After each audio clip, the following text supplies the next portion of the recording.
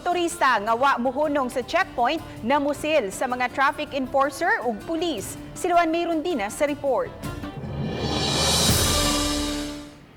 Sa kuha sa CCTV, makita kining mga traffic enforcer ug ang usa ka pulis nga kalit lang nga ni alibuag. May naagi di ay nga lalaking luwan sa motorsiklo nga namusil. Pipila ka minutos, makitang nagdagan pabalik ang usa sa mga traffic enforcers o gigukod ang suspect. Pagkataod-taod na makita sa video nga nibalik ang pulis sa dapit ug misakay sa motorsiklo subay sa giagian sa suspitsado.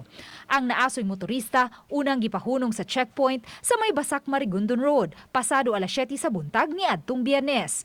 Apan gikatahong wa kini mohunong, busa gialarmahan ang ubang mga traffic enforcers nga nakapwesto sa Basak Road. Pagkita na ako ma'am na identify na gina siya kay naka-helmet o kanang itom, jacket itom po ang motor, short, sinilas. Ako lang sa gitudlo. Gitudlo na ako sa bantay kay base mo change lane siya ma'am ba. Marag diri og diya nagbunot na sa daan, nagdrive siya. Pag asa ko mulak mo ana ko diri sa may kilid gater, ang ano mas nag-ana naman ako. Moto pag ana niya, paglabay sa ko tungod, ni ana pa siya na mupara ka. Gikan sa pwesto ni Espere, naagi ang maong motorista sa may Tamiya diin nagpundok ang mga traffic enforcers ug usa ka pulis. Dinhi na nahitabo ang pagpamusil. Ato pag tawag nilang sir nga intercept mo ay mo kumbiyansa kay naay armas. Layo pa ni bunot na siya daan. Then padagan padaplin siya ba.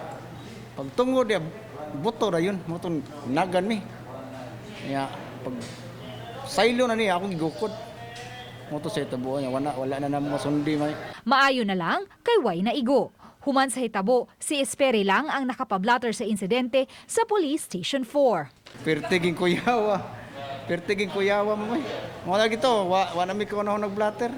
Tungod sa mong kadlok. Wala man siya niyari ma'am. Ang niyari diri anduha ra gyud si Timbes.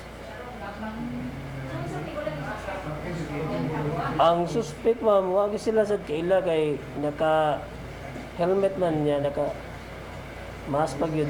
Sa pagkakutlo ning balita, wala pa makuhae og habig ang pulis nga uban sa mga traffic enforcers atol sa hitabo. Matod ni Lapu-Lapu City Police Office Director, Police Colonel Arnel Banzon, gisusi pa nila ang identity sa naasoy pulis kinsa gikatahong naagi lang sa dapit.